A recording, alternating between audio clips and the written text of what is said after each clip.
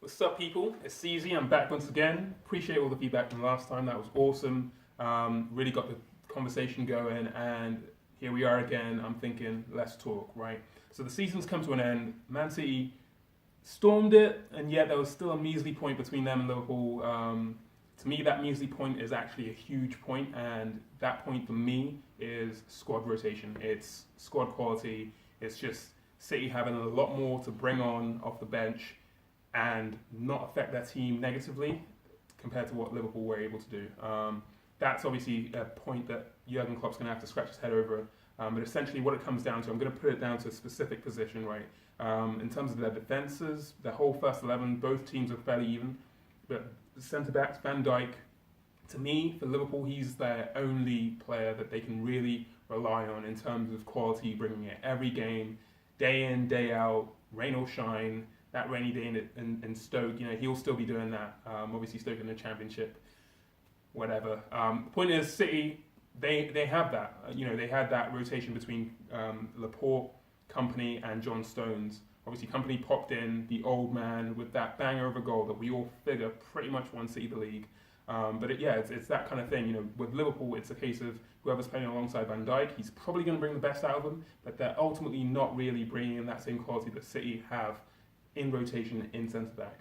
For me, that's what won it. It's that fine margin in terms of a point, and it makes all the difference clearly, as we can see, because one team gets to raise the trophy and the other team doesn't. Obviously, Liverpool still have a chance in terms of the Champions League final, but I'll get to that.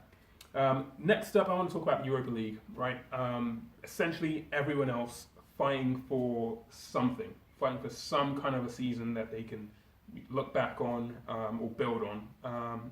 And we've got teams battling in there that we didn't expect. For me, Wolves, I did not expect a team to come from the Championship and compete in the Premier League as well as they've done. And they did it with clever business. They essentially didn't spend too much in terms of transfer fees. Obviously, their wage bill went a lot crazier than it was last year. It's to be expected. They brought in quality players like Rui Patricio, Ruben Neves, who was there, in the Championship as well, but Moutinho, he was there as well. One thing I will say while we're on Wolves, it's a bit of a weird one for me. I don't know how anyone else feels about it, but seeing a goalkeeper wear the number 11 shirt, it bugs me. It bugs me. Like, I remember seeing Ryan Giggs run down the left wing, number 11. Did anyone else notice that? Or was that just me? The rest of the teams, essentially Europa League, that kind of battle. I do remember, a team who I thought were going to have a fairly decent season.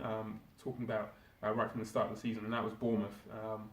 They, for me, were just a bit of a shock in terms of the way they fell apart.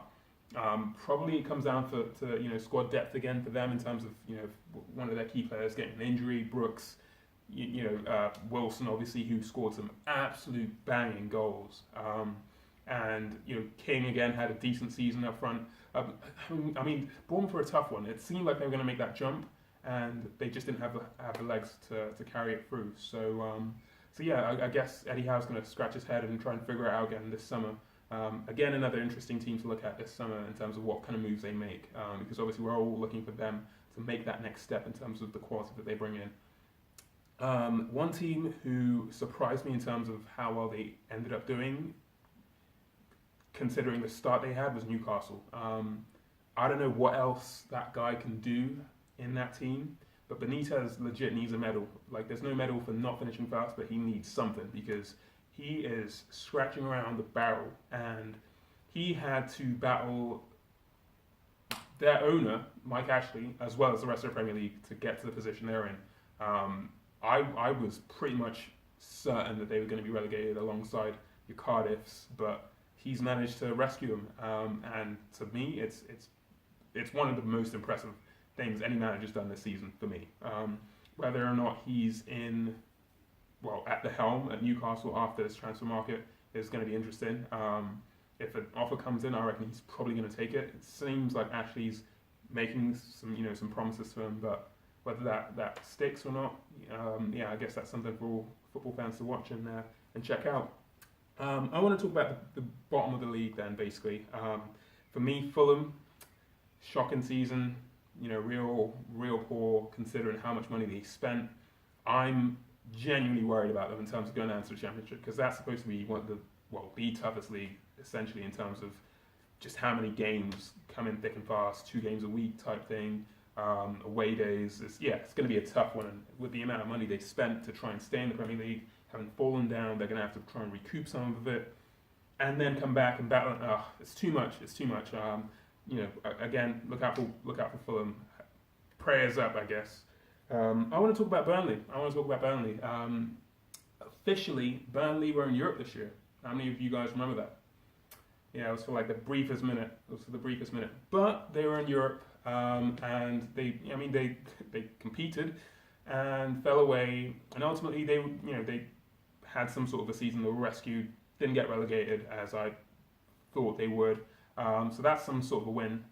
And then again, they can say they were in Europe, so good for them. Again, they're going to have to do a lot of different stuff in terms of moves, in terms of bolstering that squad. Dwight McNeil's looking at an amazing youth prospect for them. Look for him to do big things potentially next season. I had him in my fantasy league. I don't know who else did. I kept praying that he was going to do something, and I almost gave up. And luckily, he got me some points. So happy guy there. All right. In terms of final predictions, I'm looking at the Europa League final. Chelsea playing Arsenal. It's 2 sort of big name prospects potentially. It's obviously Hazard at Chelsea, and you're going to have to say Aubameyang at Arsenal. I reckon the people who are going to have the most say in that game, like between the 2 names actually, it's going to be Hazard. Obviously, Hazard's going to probably walk that, which for me means Chelsea is probably going to end up winning that. Players like Aaron Ramsey and Ozil at Arsenal, I don't feel like they're going to do much, to be honest, for Arsenal. So it's Chelsea for me. In terms of Liverpool and Tottenham, that's a tough one. I feel like Liverpool are going to rush Salah back. He's probably not going to be totally fit. Firmino, you're hearing things. Is he fit? Is he not? Again, I feel like they might rush him back. I feel like maybe if they went for their fully fit players, they might actually get the win. But I feel like they're just going to want to play them, and those players are probably going to push to get played as well.